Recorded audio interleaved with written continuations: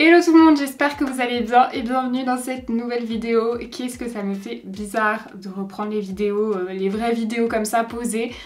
Déjà parce que ça fait plus de 2 mois, même 2 mois et demi que j'ai pas filmé de vidéo, vraiment ça fait une éternité, je ne sais plus comment faire. J'ai eu des grosses galères, là ça fait 3h15 que j'essaye de filmer, je vous jure que j'en peux plus. Avant j'utilisais un logiciel pour faire retour caméra puisque j'ai pas de retour sur cette caméra.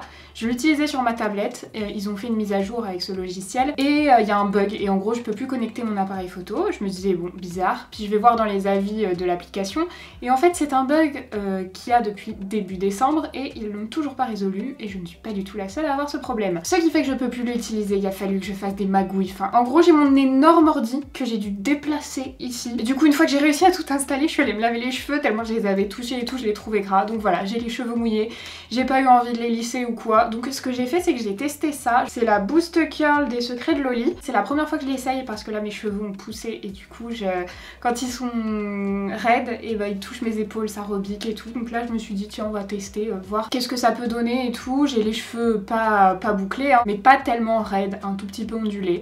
Donc on va voir ce que ça va faire une fois sec, voilà. Mais rien ne me gâchera ce plaisir de me maquiller à nouveau avec vous. Mais vraiment, je vous jure, de toute façon ça fait 2 mois et demi que je n'ai pas filmé. J'ai vraiment trop hâte de reprendre les maquillages avec vous. Là aujourd'hui pour me maquiller, on va utiliser des produits, pas des nouveautés 2023, ça va arriver. J'ai commandé plein de nouveaux trucs, faut le temps que ça arrive. Mais des produits que j'ai reçus fin 2022 ou que j'ai acheté fin 2022, du coup qui sont sortis depuis un moment. Je me suis dit aussi qu'on allait tester les produits que j'ai achetés en solde. Je vous ai fait un haul solde d'ailleurs si ça vous intéresse, je vous le mets juste ici. C'était ma vidéo de samedi, donc je vous ai montré tout ce que j'ai trouvé. Donc là on va tester le make-up que j'ai acheté.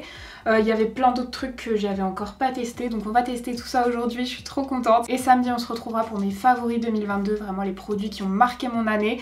Je vous parlerai un petit peu de tout ça samedi, mais j'ai hâte de la faire aussi. Bon alors j'étais censée filmer à midi, donc du coup pouvoir vous faire une petite update au niveau du teint comme je fais d'habitude. Il est actuellement 15h50. Je pense qu'il va y avoir 2-3 loupés, hein. J'ai vraiment plus l'habitude de filmer. Avant de commencer par le teint, je vais prendre un produit pour les lèvres, un masque pour les lèvres parce que j'ai les lèvres dans un état mais catastrophique. Je vais donc prendre ce produit de chez Tarte que j'ai acheté en solde la semaine dernière. Je l'ai pris dans la teinte Toasted Coconut et en fait ce qui me fait peur c'est qu'il soit parfumé à la noix de coco parce que je déteste la noix de coco donc...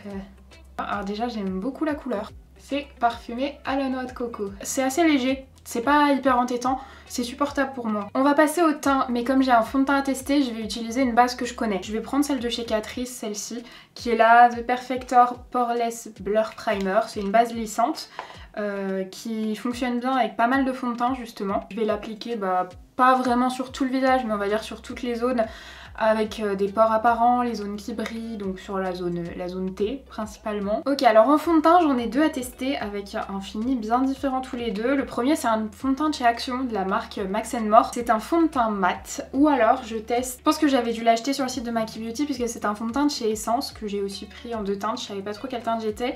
Ça a l'air d'être un fond de teint assez léger et plutôt avec un fini hydratant, vous voyez, pas du tout mat. Couvrance moyenne à totale. Ok, je vais essayer ça du coup. Désolée pour tous ceux qui veulent que j'essaye le Max More depuis un petit moment. J'ai pris la teinte 10 Fresh Ivory et la teinte 20 Fresh Nude. Je pense que je vais être 10 là actuellement. Oh, il est pas... J'en ai mis une quantité. Par contre la teinte m'a l'air pas mal du tout. Il a l'air assez fluide, mais quand même pas trop fluide. Bon la teinte, heureusement que j'ai pris ça, hein, ce serait trop foncé sinon. Ah, il sent un produit que j'ai déjà utilisé.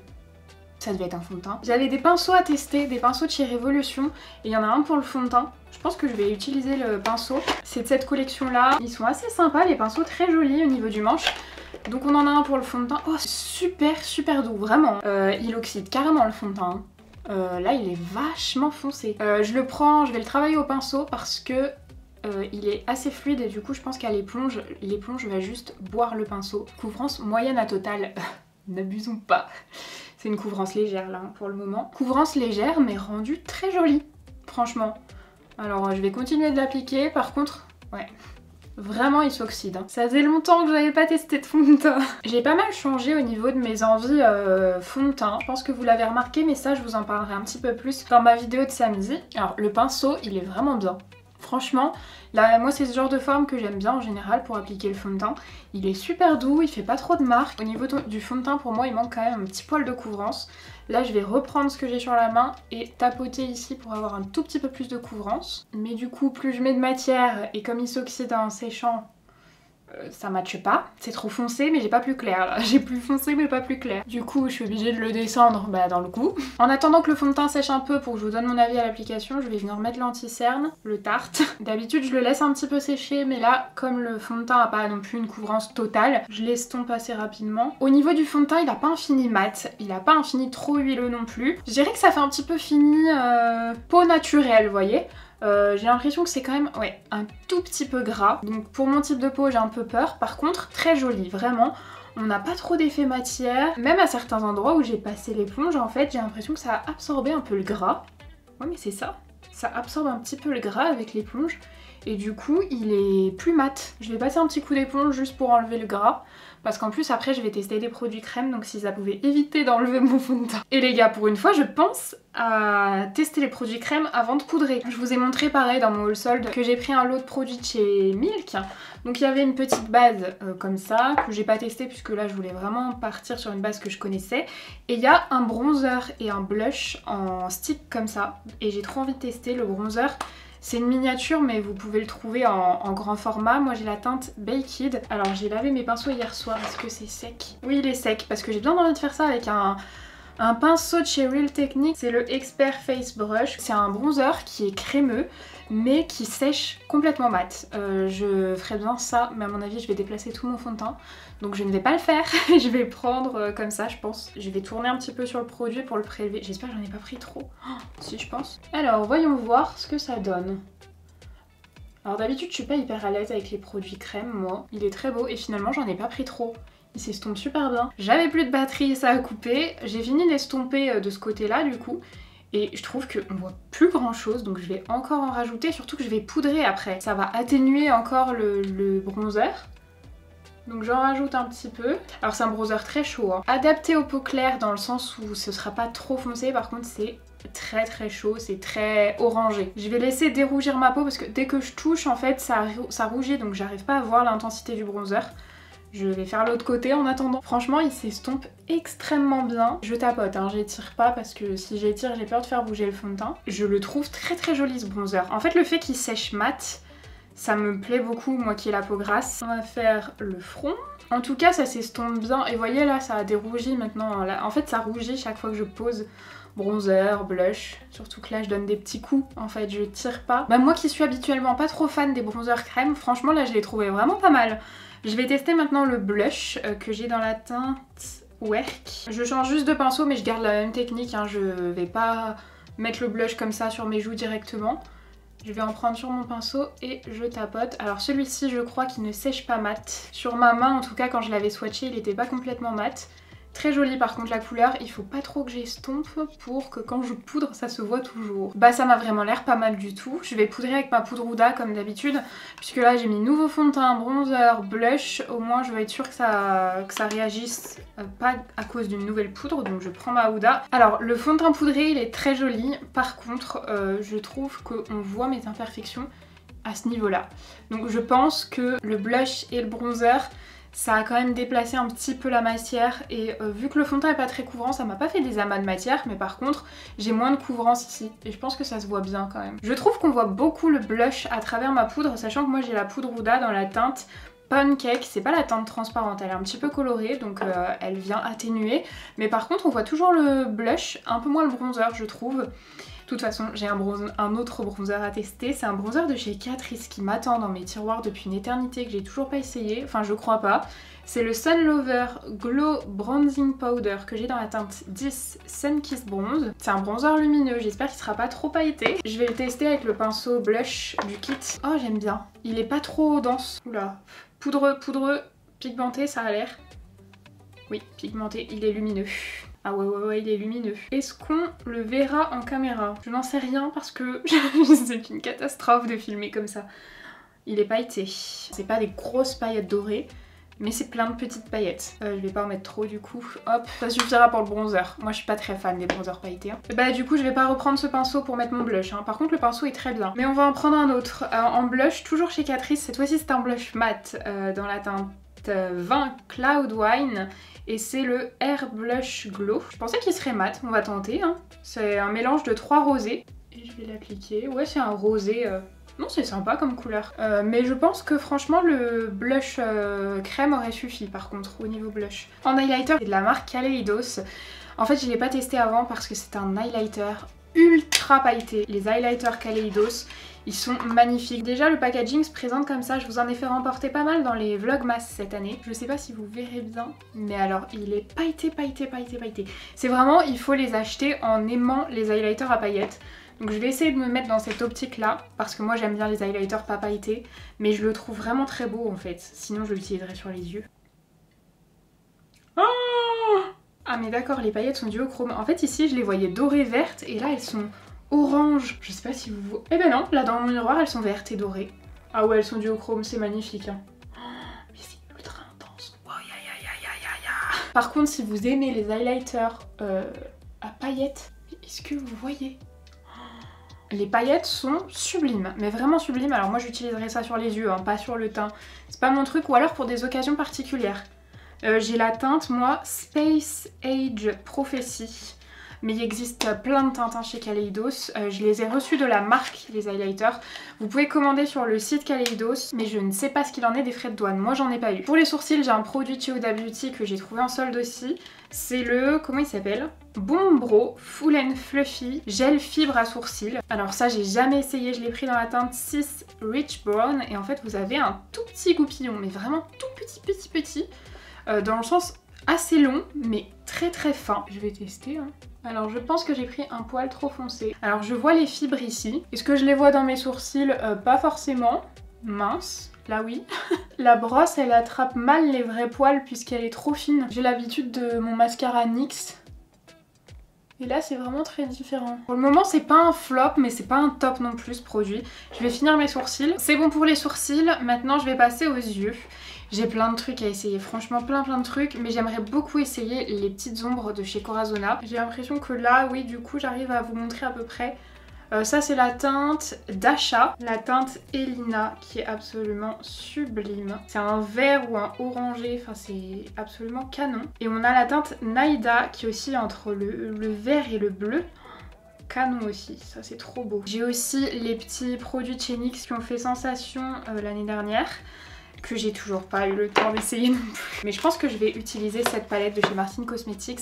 Je savais pas si ça valait toujours le coup de vous en parler puisque ça fait un petit moment qu'elle est sortie. C'est son avant-dernière palette, c'est pas celle de Noël, c'est la triple X. Mais en fait elle est toujours dispo, donc je peux vous en parler et je peux la tester pour la première fois du coup. Le packaging est trop beau et finalement je me dis que ça irait grave bien avec celui-ci. Voilà ce qu'on a au niveau des couleurs dans la palette, ça a l'air vraiment super joli. Les fards Martine habituellement je les adore. Je vais appliquer ma base avec un petit pinceau du kit de pinceaux. Franchement ils sont très doux. Si vous avez envie ces pinceaux, j'espère qu'ils sont toujours dispo à la vente. J'ai vérifié pour plein de produits mais pas pour ceux-ci. Je vais poudrer mon sourcil avec un fard beige parce qu'il n'y en a pas dans la palette de chez Martine. D'ailleurs s'il y a des produits que vous voulez me voir tester, n'hésitez pas à me dire tout ça en commentaire. C'est vrai que j'ai passé pas mal de commandes là, mais peut-être pas forcément tout ce que vous vouliez. Donc n'hésitez pas à me dire tout ça. Avec un petit pinceau assez précis, je vais prendre le fard Maman qui est juste là. Et je vais le mettre dans le coin externe. Ah, il est très beau comme gris, c'est un vrai gris froid.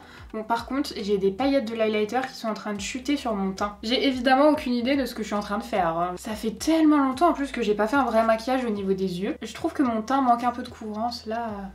J'aime pas voir mes imperfections comme ça quand je vais faire un gros maquillage. Le fard est hyper pigmenté. Je m'attendais en fait à ce qu'il soit beaucoup moins foncé et pigmenté. Je vous swatcherai un peu les fards après. Je pense que je vais venir estomper comme ça. Ouais, avec mon pinceau avec lequel j'ai appliqué le fard beige. Et du coup je reprends mon petit pinceau boule et je vais prendre ce fard là, le fard Crow. C'est pas un noir en fait, c'est un gris foncé. Je pense, parce que le vrai noir, je pense que c'est Kane. Et je vais l'appliquer un peu au même endroit, mais de manière plus précise pour intensifier, plus sur le coin externe. Je reprends le fard Maman, le fard gris, et je vais l'appliquer en coin interne. J'ai envie de tenter la teinte Elina des Corazona. Je le prends avec mon doigt. Sublime, mais du coup, pas trop sûr que ça aille avec, mais bon. Oh, c'est très beau. Et je le mets en fait là où il reste de la place. Ok, bon, j'ai appliqué le fard au milieu. Maintenant, on va faire un petit rappel, je pense, en coin interne. Je sais pas trop comment je vais faire, mais j'ai bien envie de tester la teinte ou Bishop ou Dallas, de mettre un bon vert. On va tester Bishop, je vais prendre celui-là et je vais le mettre juste ici, en coin interne. Le mieux, c'est de mettre une base crème en dessous, mais comme j'avais pas prévu de mettre ce fard. Alors, au niveau du ras de cils, je vais reporter les deux gris. Je vais prendre le fard Ferro, qui est le fard un peu vert kaki, mais irisé, pailleté. Et je vais le mettre plutôt au centre ici, jusqu'au vert. En fait, je rejoins le vert. J'ai un liner vert que je voulais essayer, c'est la teinte 4 Ocean Green des Elegant Matte Deep Liner Waterproof de chez Not Cosmetics. C'est long tout ça. Ah non, j'aime pas ces embouts. Je préfère quand c'est en pinceau, c'est plus précis. Par contre, c'est un vert foncé, très joli. Je vais tenter de faire un liner avec ça. Moi, je vous dis, j'ai vraiment une préférence pour les embouts pinceau. Là, j'y arrive pas, c'est pas assez précis en fait pour moi, je le fais trop bas du coup. J'ai pas mal de mascara à tester, mais un qui me fait vraiment envie, c'est un waterproof du coup. C'est le Lash Changer Volume Mascara Waterproof de Catrice. Moi, j'aime bien les waterproof parce qu'ils tiennent la courbure. La brosse est toute simple, ça a l'air d'être une brosse volume assez classique. Ouh là là, il est sec. Je sais pas si j'ai eu un défectueux ou si c'est sa matière, mais il est vachement sec. Hein. Le mascara, il est beaucoup trop sec. Je suis obligée d'appuyer super fort pour que ça dépose de la matière sur mes cils. Du coup, je me suis taché la paupière. Je vais mettre ma deuxième couche tout de suite. Et je vais tester un autre mascara de l'autre côté. Ça me fait des paquets vu qu'il est sec. Dites-moi si vous l'avez ce mascara. Est-ce qu'il vous fait ça ou est-ce que c'est moi qui suis tombée sur un mascara tout sec? Du coup, de l'autre côté, je vais tester encore un mascara waterproof évidemment. Celui de chez Essence, c'est le Lash Like Boss. Alors celui-ci, il a une brosse un petit peu incurvée comme ça. Bah lui aussi, il est tout sec. Franchement, dans la même gamme de prix, dans les mêmes marques, j'ai fait une super découverte cette année. Je vous en parlerai dans la vidéo de samedi. Je crois que c'est encore pire hein, celui-là. J'ai d'autres mascaras qui fonctionnent bien mieux que ces deux-là. Je suis un peu dégoûtée là. Je suis en train de chercher quel crayon mettre en muqueuse. Je pense que je vais mettre celui-ci, c'est le Obsession. C'était un kit en collaboration avec Tiffany. Normalement, ça va être à peu près la même teinte que le coin interne. Voilà ce que ça donne avec le crayon dans la muqueuse. Je vais prendre le mascara avec la plus petite brosse pour en mettre sur les cils du bas. Alors le truc là, c'est que j'ai envie de rajouter ce produit au centre de la paupière pour rajouter de la lumière. Mais comme c'est un truc crémeux, j'ai peur de ruiner le make-up. Je préfère avoir un petit peu de matière avec un pinceau et je vais tapoter comme ça.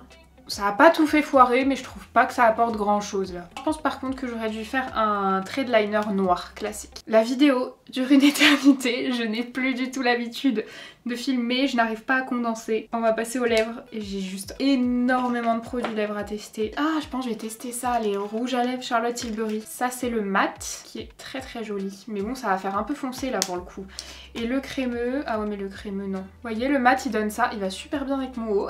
Mais je trouve que ça va faire foncer quand même. Sinon j'ai un rouge à lèvres que j'avais reçu de la marque BH Cosmetics. Qui sera à mon avis beaucoup plus clair. C'est la teinte Mocha, c'est un rosé. Le voilà du coup sur les lèvres, mais en fait sinon j'ai un rouge à lèvres Be Perfect aussi que j'avais acheté dans la teinte Shy.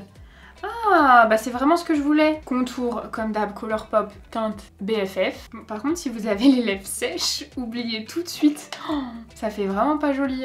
Je vais enlever le surplus parce que avec mes lèvres sèches ça va pas du tout. Je vais appliquer mon gloss du coup. Le petit gloss Révolution. J'ai vraiment l'impression que ça va être transparent. Ouh là là, mais attendez, mais pourquoi c'est rosé comme ça? Huile à lèvres. Mais plus j'efface, plus ça colore, je comprends rien. Lip gloss, Not Cosmetics. Tant pis, ce sera pas avec des nouveautés. Parce que ça ne donne pas du tout ce que je veux. Crayon marron de chez Peaches and Cream dans la teinte Borderline. Ensuite, rouge à lèvres de chez Révolution dans la teinte Naked. Voilà, je vous préviens, j'ai les lèvres hyper gercées, donc ça fait pas hyper joli. Je vais venir éclaircir avec la teinte Barbados des rouges à lèvres de chez Citizen, juste au centre. Ça ressemble déjà beaucoup plus à ce que je voulais là. Bon, le point positif c'est que mes cheveux sont secs. Le point négatif c'est que le maquillage, j'ai eu du mal, beaucoup de mal. Je vous mettrai un petit point en barre d'infos concernant la tenue du fond de teint. Parce que là, vous voyez, déjà je brille au niveau du front. Donc une peau grasse, si vous cherchez de la matité, c'est vraiment pas le fond de teint que je vous recommande. Je vais juste voilà, retoucher un petit peu les brillances comme ça. La reprise du maquillage aura été un petit peu compliquée, franchement au niveau résultat je suis pas complètement satisfaite, vraiment pas même. Pourtant il y a les produits, enfin franchement j'ai trouvé qu'il y avait des bons produits dans ce que j'ai essayé. Pour le moment notamment j'ai beaucoup aimé le petit stick de contouring de chez NYX. La palette Martine, je vous ai pas fait de point d'ailleurs, mais les fards, ceux que j'ai pu tester étaient vraiment hyper bien pigmentés. Je vous ai fait quelques swatchs de la palette Martine Cosmetics. Les fards sont très très jolis, bien pigmentés. J'ai vraiment pas testé tous les fards de cette palette sur mes yeux, mais j'ai beaucoup aimé ce que j'ai pu tester. De toute façon c'est pas une grande surprise, les fards Martine Cosmetics je les aime beaucoup. J'espère que ça vous aura fait plaisir qu'on se retrouve enfin dans une vidéo make-up. Si c'est le cas n'hésitez pas à mettre un petit like et à vous abonner à la chaîne si c'est pas encore fait. Moi je vous fais plein de gros bisous et je vous dis à samedi pour ma vidéo des favoris de l'année 2022. Bye!